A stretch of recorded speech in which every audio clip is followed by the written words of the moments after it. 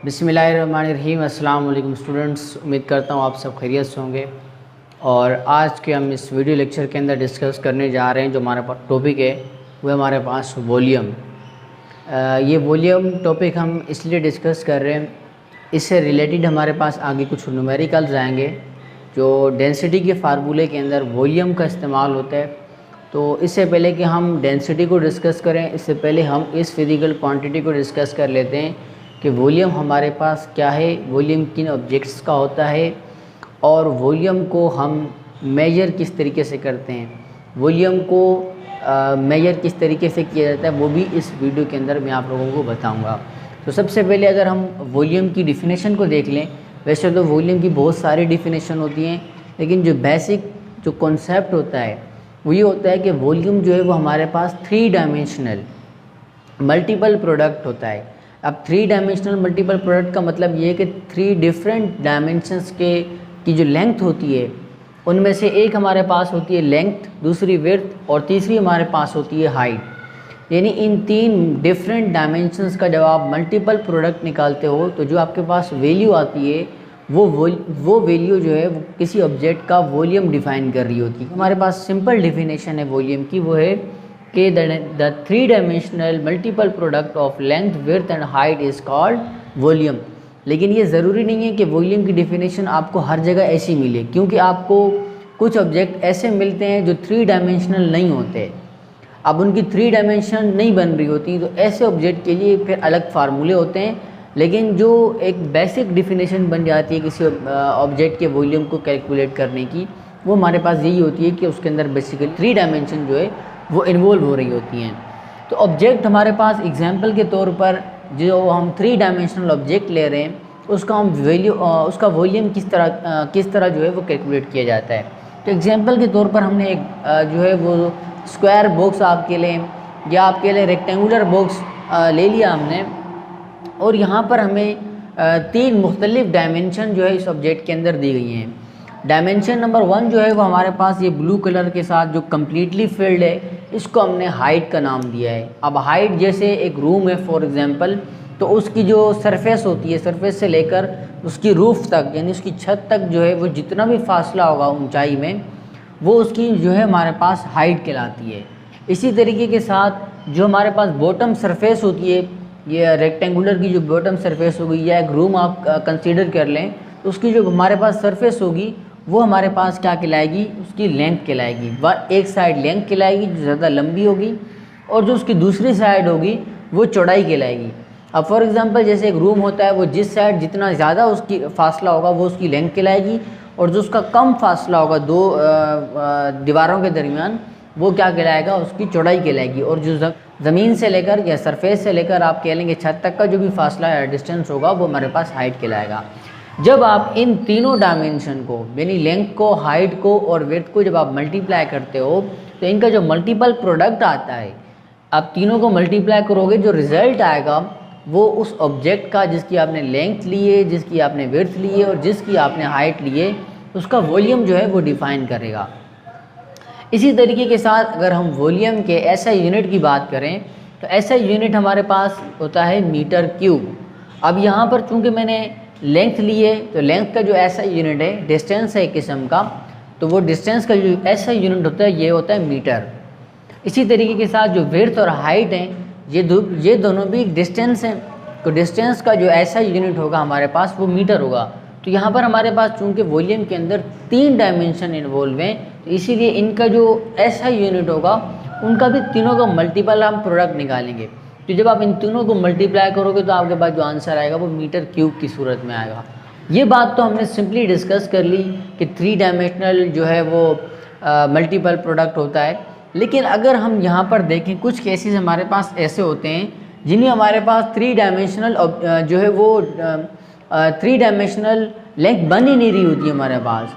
यानी अगर किसी ऑब्जेक्ट की हाइट है और लेंथ है तो उसकी विड्थ समझ में नहीं आ रही होती, इरेगुलर ऑब्जेक्ट जिससे हम कह लें, या हमारे पास एक स्फीयर बॉल हो, जैसे हमारे पास फुटबॉल या गेंद होती है, तो ऐसे ऑब्जेक्ट की हमें 3 डायमेंशन कुछ समझ नहीं आ रही होती।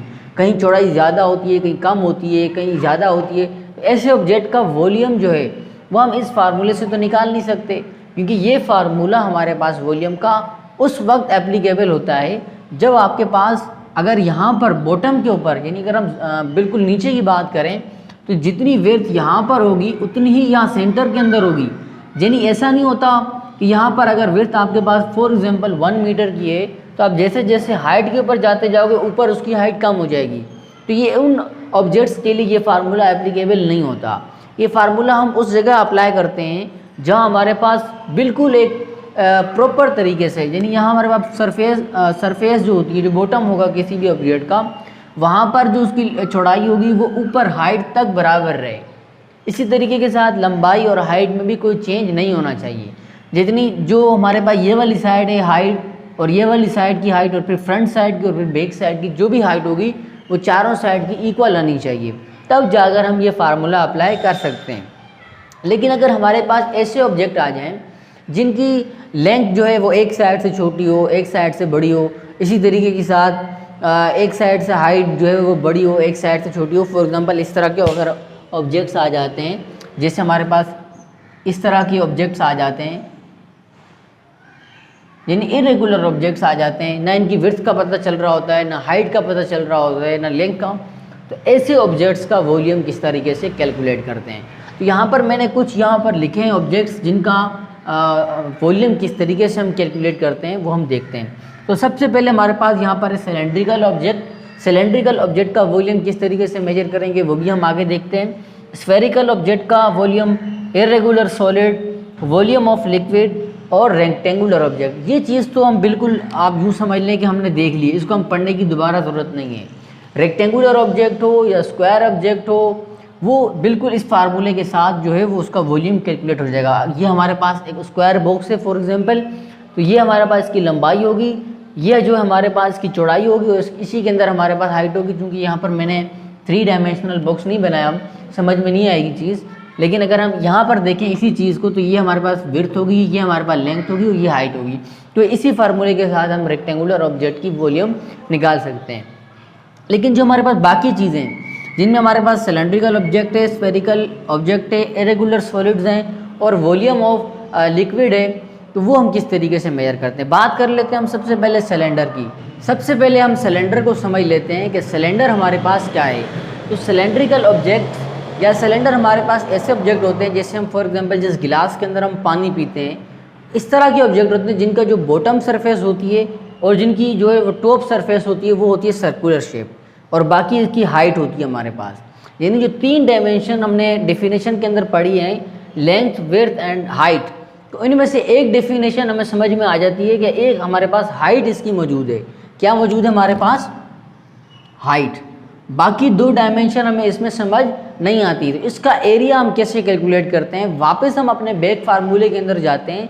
जो हमारे पास फार्मूला है मेन वॉल्यूम का, वो है लेंथ इनटू विड्थ या ब्रेथ के लें आप, हाइट के लें। अब हम ऐसे ऑब्जेक्ट का फार्मूला जो है वो एक फार्मूला खुद से बनाएंगे और फिर इन ऑब्जेक्ट का हम वॉल्यूम निकालते हैं। वॉल्यूम का फार्मूला हमारे पास एक और नया फार्मूला मैं यहाँ लिख रहा हूँ। ये फार्मूला खुद से नहीं आया बल्कि इसी फार्मूले से डेराइव होकर आया है। ये फार्मूला मैं यहाँ पर लिख रहा हूँ area into height. Area into height भी हम लिख सकते हैं क्योंकि एरिया का जो फार्मूला होता है वो होता है लंबाई और चौड़ाई, यानी लेंथ और ब्रेथ को जब आपस में मल्टीप्लाई कर दो तो इनका जो मल्टीपल प्रोडक्ट आएगा वो हमारे पास एरिया होगा। क्या होगा? एरिया होगा। तो इसीलिए यहाँ पर चूंकि हमारे पास लेंथ और ब्रेथ समझ में नहीं आ रही क्या होनी चाहिए, तो हम इस दोनों की जगह पर हम क्या रख सकते हैं? एरिया। और हमें एरिया निकालना आता है, यानी किसी भी सर्कल का अगर हम एरिया निकाल लें तो हमें फिर जो है वो लेंथ और ब्रेथ निकालना ज़रूरी नहीं होगी। अब अगर फॉर एग्जांपल ये हमारे पास वापस हम इसी ऑब्जेक्ट के ऊपर आते हैं, तो अगर हम इस ऑब्जेक्ट का पहले एरिया निकाल लें, एरिया निकालने के बाद उसको हम हाइट से मल्टीप्लाई कर दें तो भी हमारे पास वॉल्यूम ही आना है। क्यों? क्योंकि हमें पता है कि एरिया का जो फार्मूला होता है वो होता है लेंथ मल्टीप्लाई बाय ब्रेथ। इसी तरीके के साथ अगर हम लेंथ और ब्रेथ को मल्टीप्लाई कर देंगे, पहले हमारे पास एरिया आ जाएगा, फिर हम इस एरिया को हाइट से मल्टीप्लाई करेंगे तो वॉल्यूम आ सकता है। यही है। तो एरिया जो है वो हमारे पास क्या होता है, जब आप लेंथ और ब्रेथ को मल्टीप्लाई करते हो तो एरिया आपके पास आ जाएगा, इसमें हाइट इन्वॉल्व नहीं होती है। सिमिलरली अगर हम इसकी हाइट को एक लम्हे के लिए इग्नोर कर दें कि हमारे पास हाइट नहीं है, सिर्फ हमारे पास क्या है, एक सर्कल है।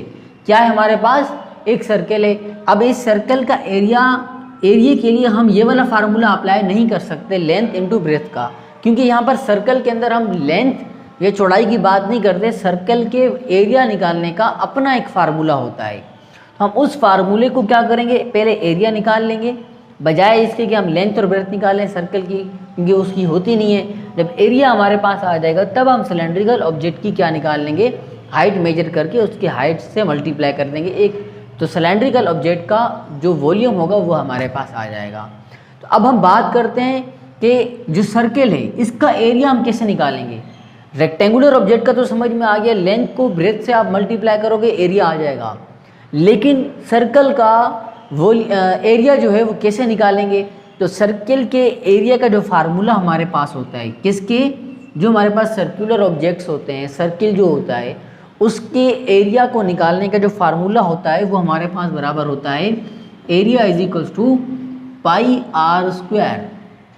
ये बात आपने याद रखनी होगी कि जो हमारे पास रेक्टेंगुलर ऑब्जेक्ट हों या स्क्वायर ऑब्जेक्ट्स हों या इस तरह के ऑब्जेक्ट्स हों, तो उनके जो एरिया निकालने का फार्मूला होगा वो हमारे पास होगा लेंथ इनटू ब्रेथ। लेकिन हमारे पास अगर कोई सर्कुलर ऑब्जेक्ट आ जाता है तो उसके एरिया निकालने का जो फार्मूला होगा वो हमारे पास क्या होगा, पाई आर स्क्वायर। तो यहाँ पर हम क्या करेंगे, फार्मूले के अंदर वैल्यू को पुट कर देंगे, एरिया की जगह पर क्या लिख देंगे हम, ये पाई आर स्क्वायर, और फिर साथ में हम क्या कर देंगे, मल्टीप्लाई बाय हाइट कर देंगे। तो इस फार्मूले के अंदर जो भी हम वैल्यू पुट करेंगे वो हमारे पास सिलेंड्रिकल ऑब्जेक्ट का वॉल्यूम जो है वो कैलकुलेट हो जाएगा। तो बात समझ में आ गई। जब एरिया हम अगर रेक्टेंगुलर ऑब्जेक्ट की बात करेंगे तो सिंपल आप लेंथ ब्रेथ कर लें या एरिया निकाल लें, लेकिन जब हम सर्कुलर ऑब्जेक्ट की बात करेंगे तो उसका एरिया हम पहले निकालेंगे। तो वो एरिया का फार्मूला हमारे पास आ गया पाई आर स्क्वायर, और फिर हम एंड में क्या कर देंगे, जो भी हाइट होगी हमारे पास हम उससे मल्टीप्लाई कर देंगे मेजर करके, और हमारे पास सिलेंड्रिकल ऑब्जेक्ट का क्या आ जाएगा, वॉल्यूम आ जाएगा। अब आगे हम बात कर लेते हैं हमारे पास वॉल्यूम ऑफ लिक्विड। लिक्विड का वॉल्यूम हम किस तरीके से कैलकुलेट करें, इससे पहले हम बात कर लेते हैं स्फेरिकल ऑब्जेक्ट की। अब स्फेरिकल ऑब्जेक्ट क्या होता है ये फिर आप याद रखें, एक फुटबॉल आप समझ लें, या आप हम कह लें कि जो गेंद होती है वो कह लें, या आयरन बॉल होती है, वो कुछ इस शेप की होती है। फुटबॉल आप समझ लें, यहाँ प्रॉपर तरीके से ड्रॉ तो नहीं होगी, आपको सर्कल दिखाई देगा, लेकिन ऐसे ऑब्जेक्ट का वॉल्यूम हम कैसे कैलकुलेट करते हैं। तो ऐसे ऑब्जेक्ट का वॉल्यूम कैलकुलेट करने का भी एक फार्मूला पहले से हमें जो है वो साइंस ने गिवन बना के दे दिया है। तो ऐसे ऑब्जेक्ट का वॉल्यूम, किन ऑब्जेक्ट का वॉल्यूम, यानी स्फेरिकल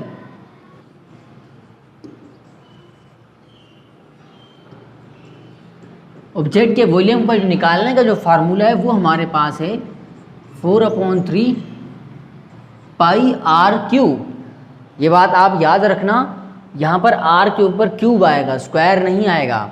ये अपना एक फार्मूला है किन ऑब्जेक्ट का, जो हम फिर कह रहा हूँ जो फुटबॉल की तरह की कोई शेप हो या गेंद हो, तो इस ऐसे ऑब्जेक्ट को हम स्फेरिकल ऑब्जेक्ट कहते हैं, और उनके वॉल्यूम कैलकुलेट करने का जो फार्मूला होगा वो हमारे पास ये होगा। अब तक हमने जो है वो 3 तरह के ऑब्जेक्ट पढ़ लिए। एक रेक्टेंगुलर ऑब्जेक्ट जिनका हमारे पास लेंथ ब्रेथ हाइट हो गया, एक हमारे पास सिलेंड्रिकल ऑब्जेक्ट जिनका फार्मूला आएगा पाई आर स्क्वायर इंटू हाइट। अब हम बात की हमने स्फेरिकल ऑब्जेक्ट की जिनका फार्मूला आएगा वॉल्यूम का 4/3 पाई आर क्यूब। तो ये हमारे पास 3 ऑब्जेक्ट हो गए। अगर हम बात करें इरेगुलर सॉलिड की, और इरेगुलर सॉलिड को पढ़ने से पहले अब हम बात कर लेते हैं कि वॉल्यूम ऑफ लिक्विड, यानी लिक्विड को हम किस तरीके से कैलकुलेट करते हैं, लिक्विड का जो वॉल्यूम है उसको हम किस तरीके से कैलकुलेट करते हैं। तो ये हमारे पास कुछ इंस्ट्रूमेंट है जिसको हम यूज़ करते हैं for calculation of liquid volume, यानी लिक्विड के वॉल्यूम को कैलकुलेट करने के लिए हम इस तरह का कुछ इंस्ट्रूमेंट यूज़ करते हैं।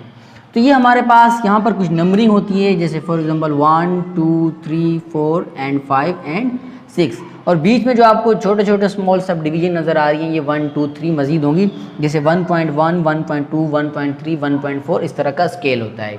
अब हम बात करते हैं कि इसके अंदर हमने वॉल्यूम को फिल कर दिया।